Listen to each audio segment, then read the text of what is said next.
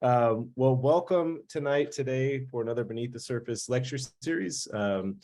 These lectures are brought to you by Marathon Petroleum. They help us to support our lecturers like the one we have tonight with honorariums for their speaking engagements for Marine Mammal Care Center, where we have this lecture to support our broader understanding of marine mammals, both locally and internationally. And so without further ado, I'd like to introduce Molly Murphy. Molly Murphy is a third-year master's student in Dr. Heather Liwanag's Vertebrate Integrated Physiology Lab at Cal Poly San Luis Obispo.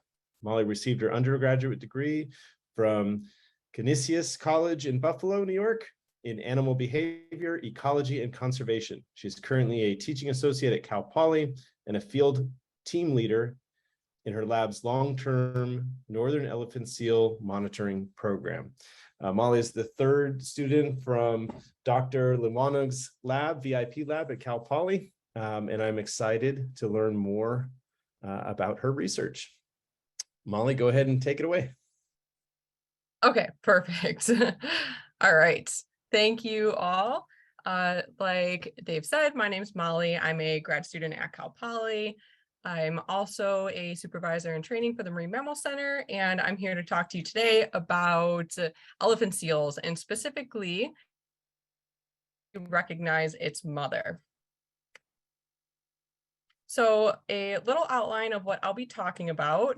I'll go over just a little bit of background information that has to do with the project, my research questions, and then I'll go through questions 1 and 2 with the methods and results, and then 3 and 4 with the methods and results, and then get into what our next steps are and the implications of everything that we did.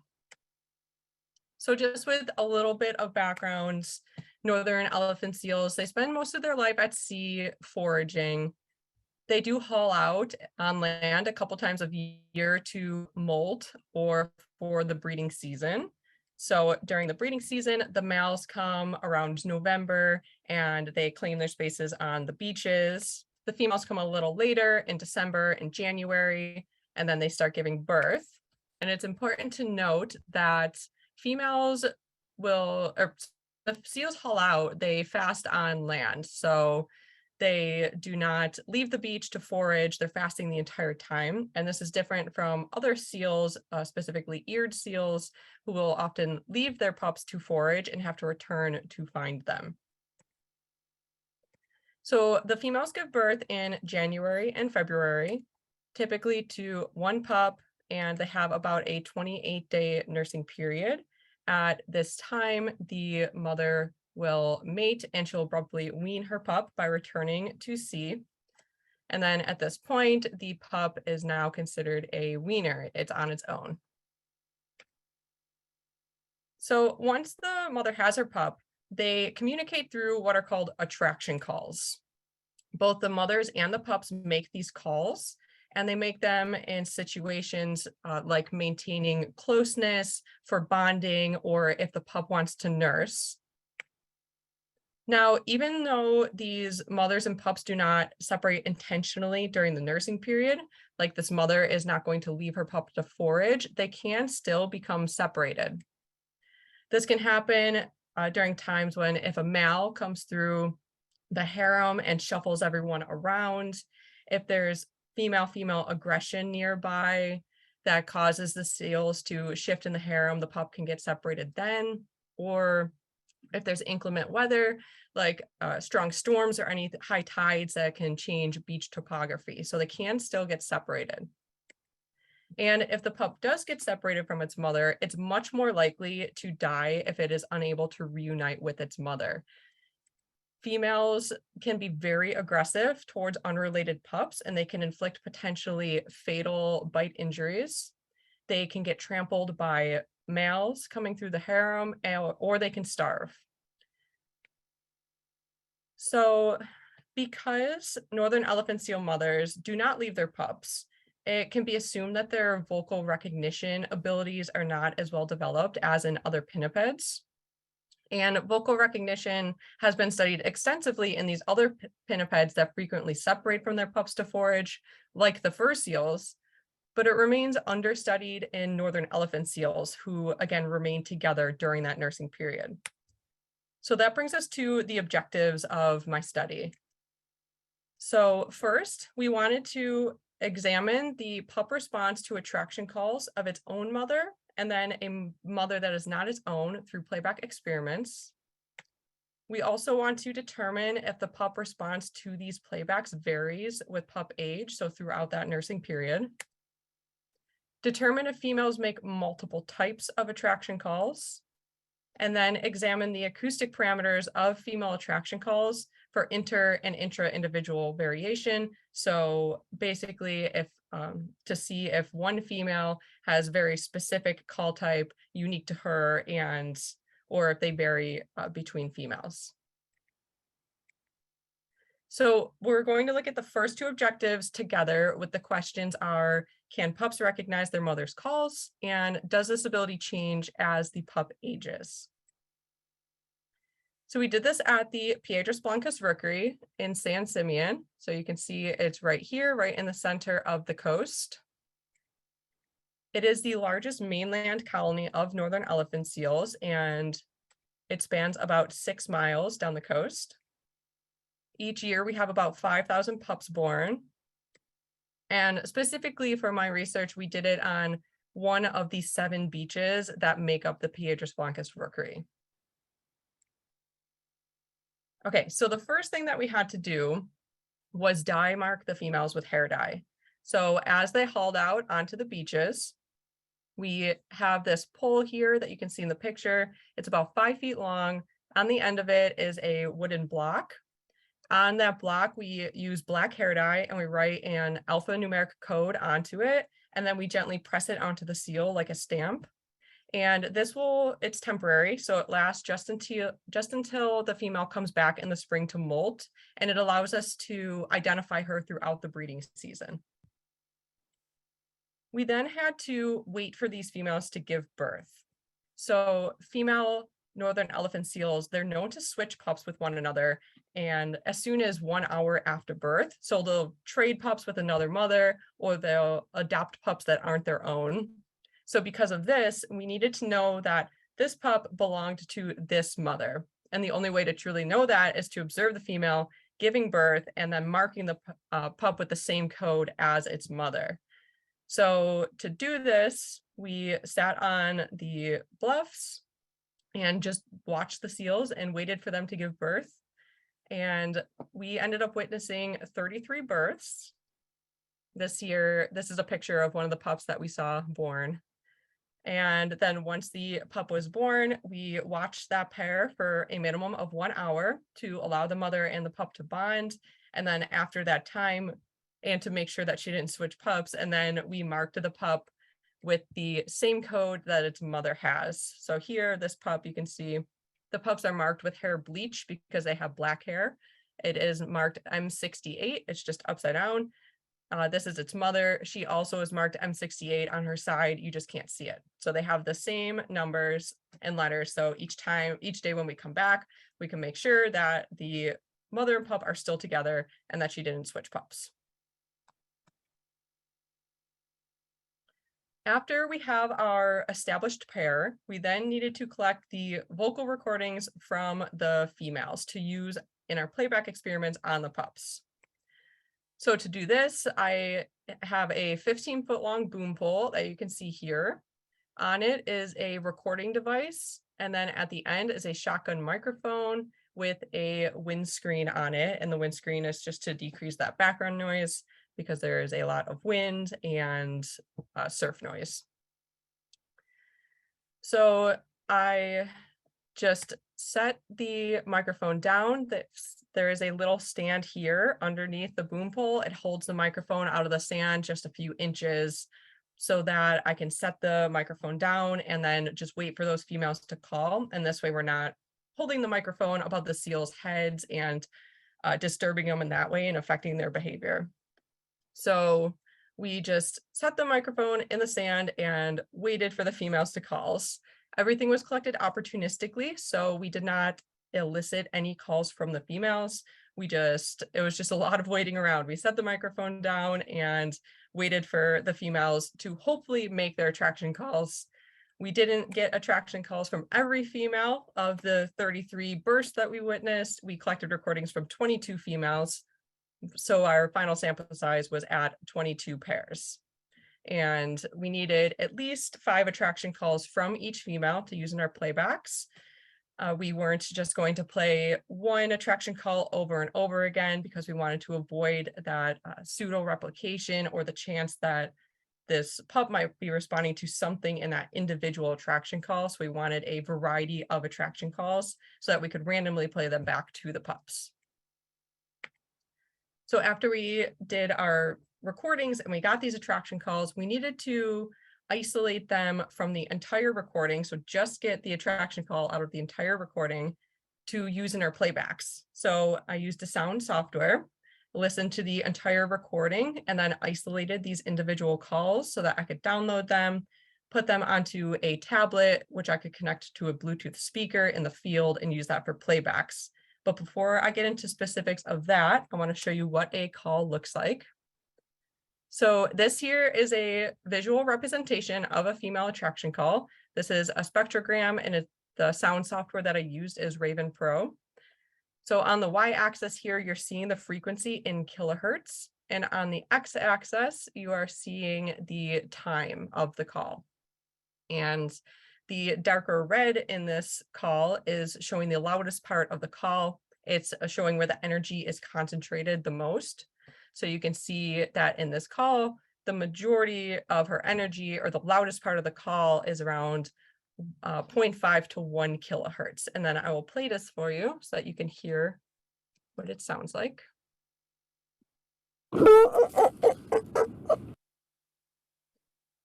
right, so after that, we set up our playback experiments. So we used a JBL pill speaker, which you can see in these pictures here. In order to get it into the group, I had an 18-foot long pole that I hooked onto this string that we attached to the speaker to drop it into the harem. And then this way we didn't have to disturb everyone in the harem. We could just set the speaker in without actually physically going into the harem. And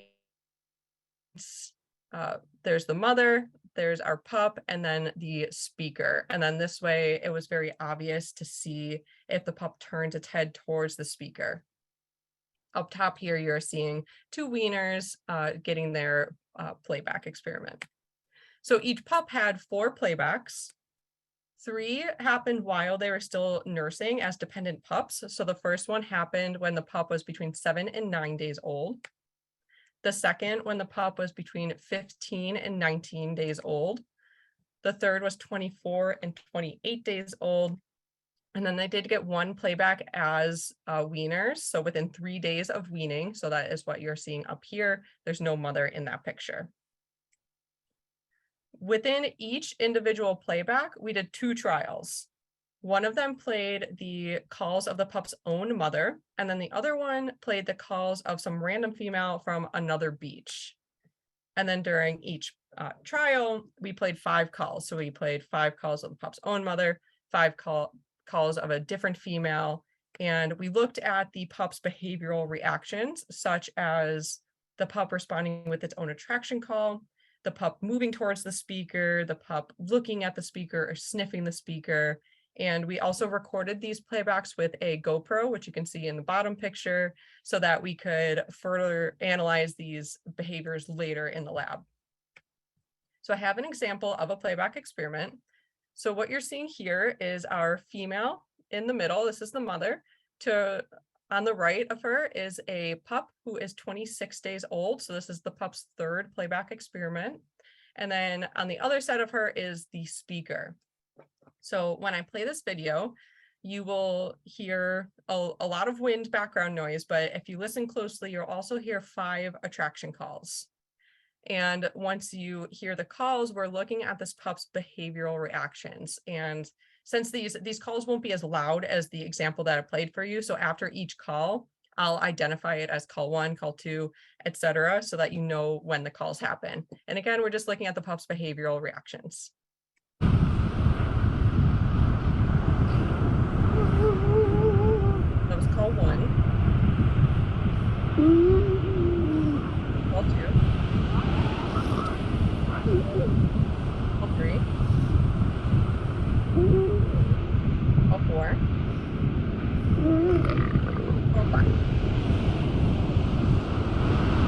Okay, so we see that the pup didn't really respond. She just stayed lying here next to her mother resting.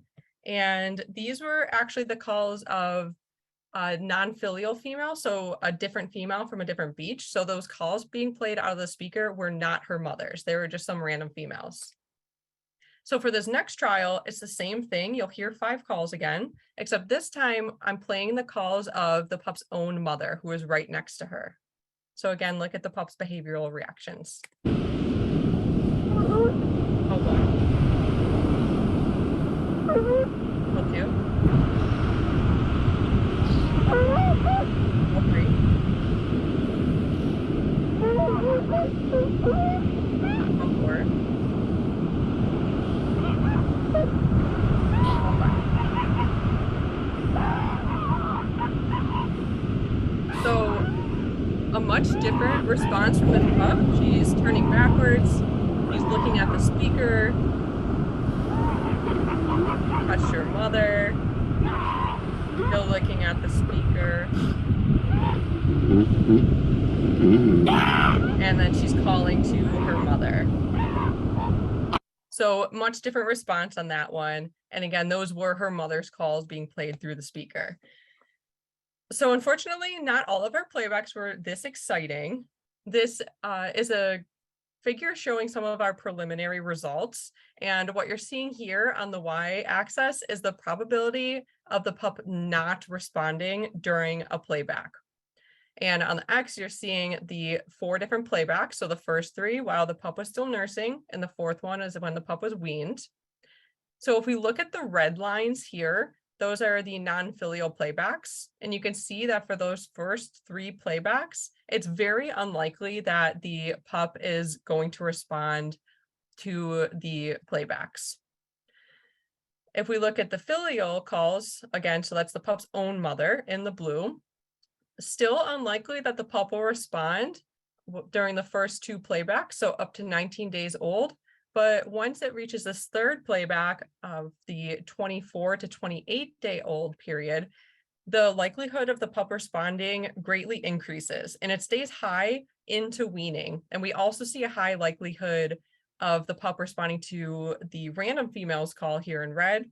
So really this, as a weaner, the seal is responding to any female's calls. And this makes sense if you think of mother-offspring conflict, in that the mother weans the pup abruptly. The pup is young. It doesn't want to be weaned. So it is probably just hoping to be adopted by another female. So it's just responding to any female's call. So from this, we learned that pups likely can recognize their mother's calls, but this recognition development is asymmetrical. So it develops late into the nursing period. And a recently published study from 2021 up at the rookery just north of us at Año Nuevo, they found that females can recognize their pups' calls within a few days of birth. So that, combined with our results, suggests that this maintaining contact during the nursing period is the mother's responsibility. However, female attraction calls have been researched very little, and we don't really know how variable the calls are. We don't know if they're individually distinctive, meaning we don't know if each female has her own vocal signature. If they are not individually distinctive, and so saying that there's not a lot of variation in the calls between different females, then that could potentially explain the pup's lack of responsiveness. So this leads us to our next 2 questions of, do females make different types of attraction calls, and are female attraction calls distinctive to the individual? And we decided to look into this because there's limited bioacoustic seal research in general. Especially in females, the majority of northern elephant seal acoustic research is on males. So here we are looking into the females specifically. And the existing research on wild females is limited in scope and it's outdated. So this Inslee paper here, looking at call morphology, is 30 years old. And this LaBeouf paper is 50 years old. Now, this paper by LaBeouf is very informative in that it establishes the behavioral importance of female pup vocal communication, and that we know that females call to their pups to keep them close, and pups call to their moms when they're lost or they're hungry. However, this paper doesn't provide analyses of the calls themselves. It just provides some rough frequency ranges for the terms that LaBeouf coins of attraction and threat calls. This other paper by Inslee, looking at the call morphology, is much more in depth. And it's comparing the distinctiveness of the mother and pup elephant seal calls to those calls of fur seals. And the most important thing to understand his findings is the idea of stereotypy. And for something to be stereotypic, it needs to be specific to one group and also very predictable across that group. And Inslee's application of that term is no different. So for an attraction call to be stereotypic to an individual seal, it needs to be different from the other seals, but very consistent for that individual. And what he found is that compared to the fur seals, northern elephant seal calls are less stereotypic, and therefore they're less individually distinctive to their young. And the difference was actually pretty severe. So he found that northern elephant seals have about 54% distinctiveness, whereas fur seals have 82% distinctiveness. But if you think about it, based on their breeding systems that these two species employ, the results make sense because, like we talked about, elephant seals stay very close to their pups throughout the nursing period, so that mother is not leaving her pup. Whereas fur seals often leave the beach to go find food, and they have to come back to the beach and find her pup and reunite with her pup. So barring any of those separation events that we talked about, mom and pup elephant seals should not need to find each other across long distances. However, the Inslee paper looked at these female attraction calls as a whole. So as we were looking at these calls in ravens, these are screenshots of different females' calls, we saw that these calls look quite different. So these are three calls, all from this one seal. Her name is M34. That's how she was identified. So we're looking at these calls. We see that there's variations. We don't know how different they are. Maybe the seal just has variations in her call. But if we add another seal's calls, so these are three from M68, and then another three calls from M56, we can see a pattern emerging. It looks like we have distinctive attraction call types across these females. So to analyze these, we first had to record the females. So we actually recorded these calls for the playback experiments that we already talked about. We then clipped the calls in Raven, so we isolated these individual calls. And then we defined these call categories and we sorted the calls. So we sorted and resorted until we were satisfied with these categories that we created. And then we collected some call measurements and we analyzed our data. And what we found were, we identified 6 different attraction call types.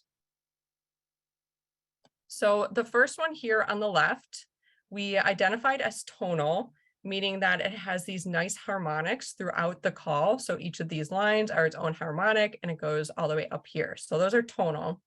They're also discrete, meaning that each of these frequencies here are very well defined. They're not fuzzy. It's a nice crisp line. And they're sustained. So they're not short and choppy. They're long calls. So here I'll play this call for you. The second here are very similar. They're tonal again. So again, they have these harmonics going up the calls. They are discrete, so they're well defined, but the difference is that they're not sustained. So here's this call. Then for the third one, we have, again, tonal. They are sustained, so they're longer. The difference here is that they are not discrete. So you can see there's more variability here. It's kind of fuzzy. They're not as well defined. And this is this call. The fourth one we have here, again, tonal, so very nice harmonics going up the call, discrete, very well defined. They are sustained. The major difference you can see here is this frequency modulation. So this pitch is going up and down a lot, which you can hear when I play it for you. So a lot of frequency modulation in this call.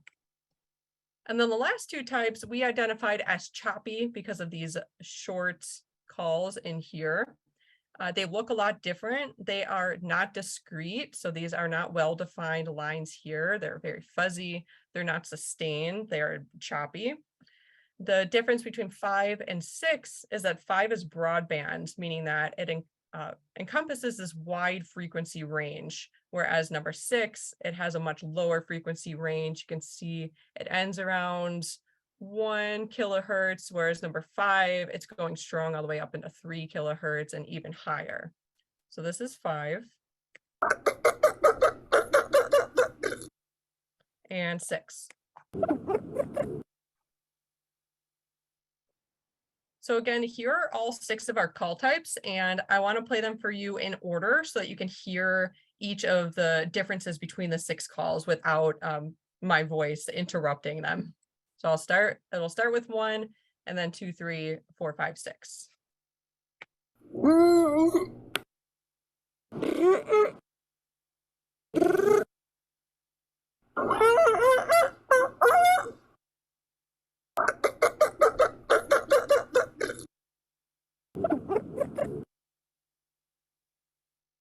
Okay, so those are our 6 call types we identified. These are some preliminary results. I know that this is a crazy figure, but here, if you look on the x-axis, you can see our 6 call types. On the y, it's showing the frequency range for these few vocal parameters that we looked at, such as the center frequency, and then the frequency of those different harmonics. So those lines going up the calls, as well as the peak frequency, so the largest part of the call. So what we're seeing here is these are color-coded to these parameters. So if you look at these parameters across these calls, you can see visually these differences in the call parameters between these call types. You can see a lot of variation. And we did run some statistical tests on these, and we found that most of these call types do vary significantly from one another. So they are different based off of these parameters that we looked at. We also looked at a couple other things. We looked at the call duration, so the length of the call. Those were different between the calls, as well as the parts of the call. Those all varied significantly between the calls. So what we found is that it does seem like these females do make different attraction calls. And we will look more into these calls and at different parameters to figure out in exactly what ways they do differ. So which specific calls differ from one another and by which parameters. What we don't know is why females different calls that we identified. So we're wondering maybe they make different calls based off of their motivational state. So is this female making this call, one specific call in response to her pup who wants to nurse? Or is she making another call when she's trying to reunite with her pup? Or is she making a call when there's another female that's being aggressive towards her pup? So this is something that we want to look into next. As we record more calls, we'll take note of the behaviors happening around the seals and try to see if there's any connection between the female's motivational state and these calls that she's making at her pup. We have not answered our question yet of if females have their own vocal signature. So we don't know what the females that are stereotyped to herself. And this is something that we are going to look into next. We just haven't gotten there yet. We've only analyzed the calls as a whole, so we haven't looked at the individual females yet. And then we can also look into the level of stereotypy and determine if it is actually higher than previously assumed when we take into account these different call types. it makes sense that they would have a low stereotypy if they do make these different types of attraction calls, and if the stereotypy is calculated without separating out these call types, so we can recalculate the stereotypy and see how individually distinctive these calls are. And we can do these through different statistical tests and try to run the calls through a program and see if it can identify this call belonging to a specific female. And they have done that with male elephant seals. So our plan is to do it with the female calls. We will also collect more calls to analyze and to hopefully answer these questions. And we'll also have more calls collected just to put in a call bank to use for future research to be done on these females, because like I said, there's really not a lot of research on these female calls. And with what we're doing now, it can lead to a lot of future studies that people can use these calls for. And like I said, a big thing that we're hoping to look at is the female motivational state. So while we are collecting these audio recordings in the future, we're also going to be recording the sessions with the GoPro so that we can look at the behaviors of all the females around this female to see if there's other things that could be affecting why she's calling to her pup, and to see if she's making these calls in different motivational states. So I wanted to thank you all so much for coming and for listening to this. Specifically, I want to thank the organizations that allow us to conduct this research, specifically NOAA and California State Parks. And of course, my advisor, Dr. Heather Liwanag up at Cal Poly, and my committee members, as well as Jenna Camargo, who is an undergraduate in the lab, who actually did a lot of the analyses of those female calls, and Team Ellie in general, which is our elephant seal research team up at Cal Poly. We have a lot of undergrads in the lab, and a lot of them sat on the bluffs for countless hours waiting for these seals to give birth to help me with this study. So thank you to everyone. Thank you to you all for listening, and I will take any questions that you have. Well, thank you so much for sharing this. Is really super interesting, and I think anybody who has ever been to the site at Piedras Blancas or to Marine Mammal Care Center during LE season is familiar with a lot of the noises that you've shared with us tonight. So it's fascinating to get a little bit of more insight as to what they may be saying.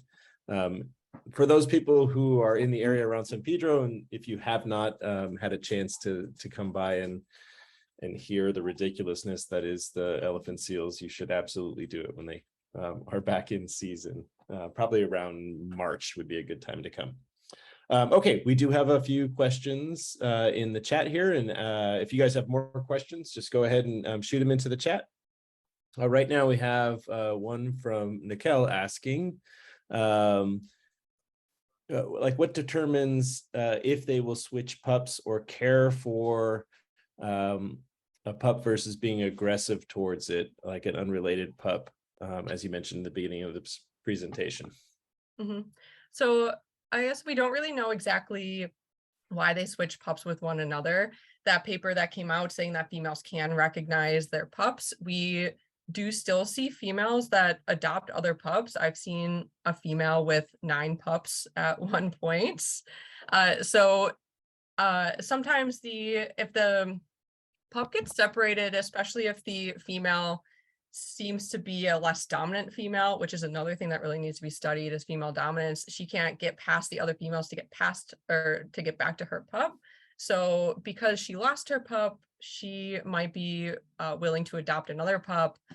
There's also pups that will come and try to get adopted by a mother who already has a pup. And if that mother gets confused, she doesn't know which pup is hers, she'll nurse both of them just because she doesn't know which pup is hers. But there is a lot of confusion on the rookery.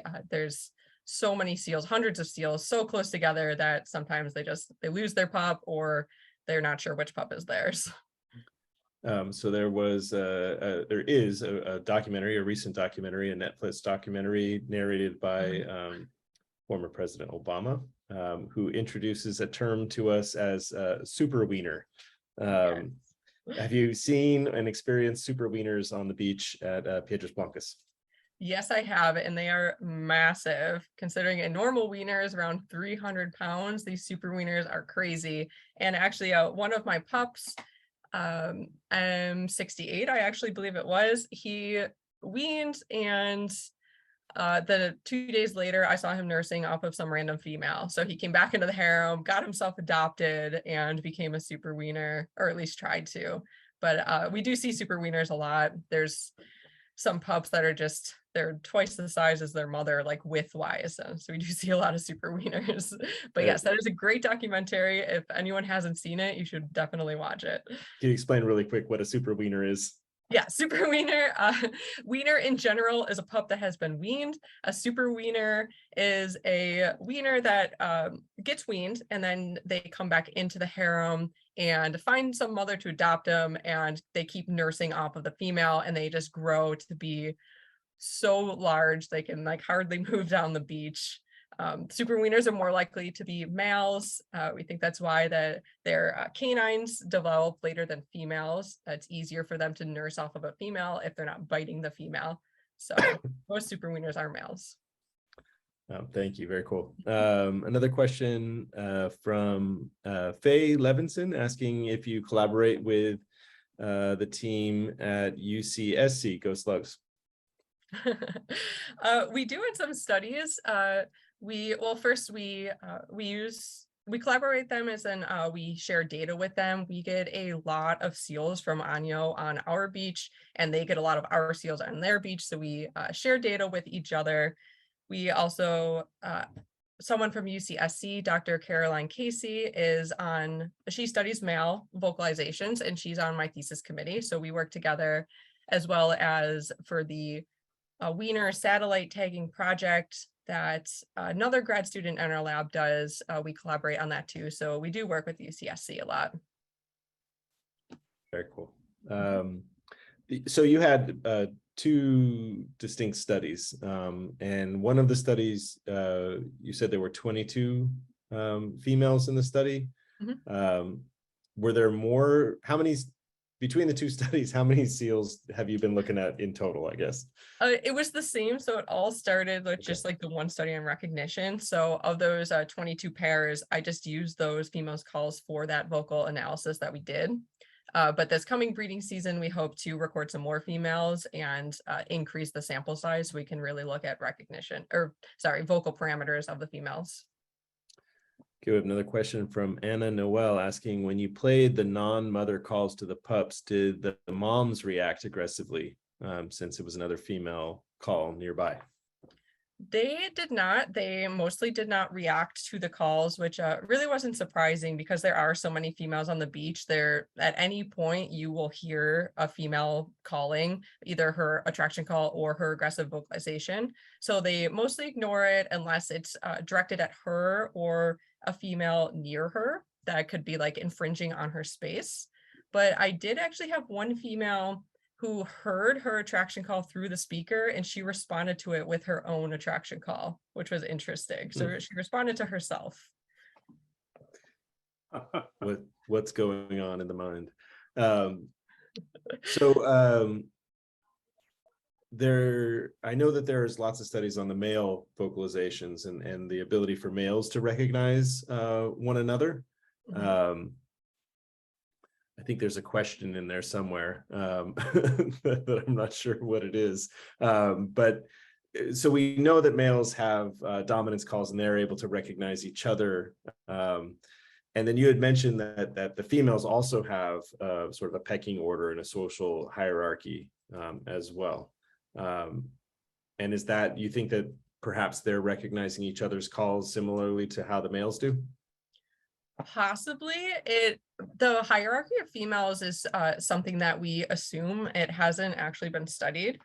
So I think that would be a very interesting study to look at females. Like, you need these known age individuals to see, to try to figure out some kind of dominance order of maybe if the females in the center of the harem are more dominant than those females on the outside of the harem. And would like to think that they can recognize each other, like the males can, but again, female attraction calls have hardly been studied. It's the same with female aggressive calls. We really don't know if these aggressive calls are distinctive to the individual or if everybody kind of sounds the same. So that's just another future study to do.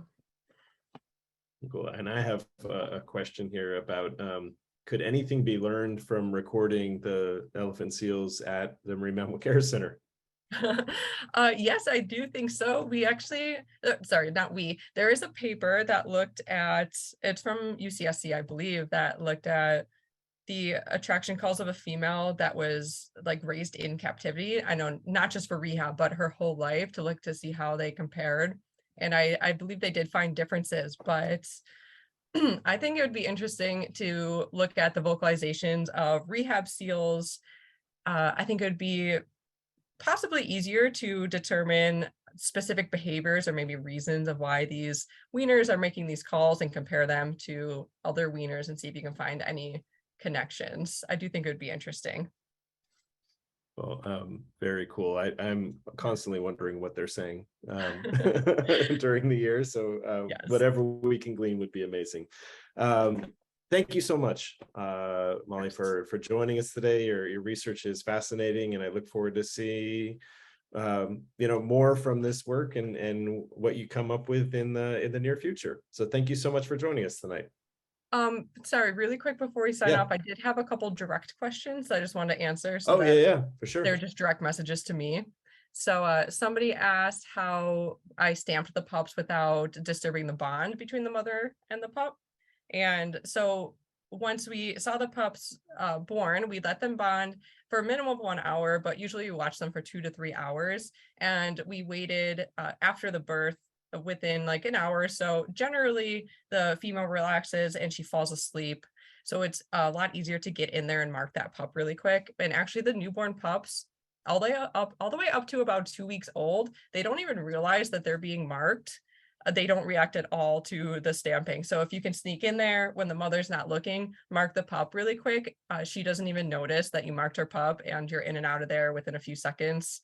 So it's actually not as hard as you would think to avoid disturbing them, as long as you sit around and wait for her to calm down and maybe drift off to sleep. So it's just a lot of waiting around so that you're not disturbing them. And then let's see, they asked, is a confusion introduced with the speaker not on the same side as the touch and visual of the mother? I think that might be asking like if the pup gets confused because the mother's on the other side, or if there's the chance that they might leave their mother. We weren't, there wasn't any confusion that we noticed. Every time the pups hardly reacted to the speaker, like not hardly, but very little proportion and not nearly as dramatic as that video that I showed you. Usually they would like open their eyes and just like look over like, what was that? And then they would look back at their mother. Other than that, like nothing drastic happened. The pup never wandered away from its mother. There was no like separation events. They mostly just didn't respond. And then there was just one more. Let's see. What is the role of olfactory with northern elephant seal bonding? That's another good question that was done up at Año with that project that I was talking about, where they looked at the mother's ability to vocally recognize her pup. And I believe that they also did some olfactory things with it. I don't remember specifically what, but I do know that olfactory is considered important for mother-pup bonding. So once the pup is born, and you saw in that picture of the pup being born, the mother is sniffing her pup, and they're usually face to face, and they're like that for the first hour or so after birth. So they're very close together. So I imagine olfactory is important. And that was all of them. All right, thank you. Thanks everybody for all your questions and for joining us again. We will have our next lecture coming up in October, date still TBD, but we're going to be inviting a conservationist from Mexico who's been working with the fishers in the upper Gulf of California to establish some sustainable fisheries in that region, in specifically to work on preventing the extinction of the critically endangered vaquita porpoise. So we're going to be hearing directly from conservationists in Mexico in October. So I hope you can join us for that, and stay tuned for when that date is. Thanks again to Marathon for helping to make this happen. And thanks, Molly, for joining us. Awesome. Thank you so much.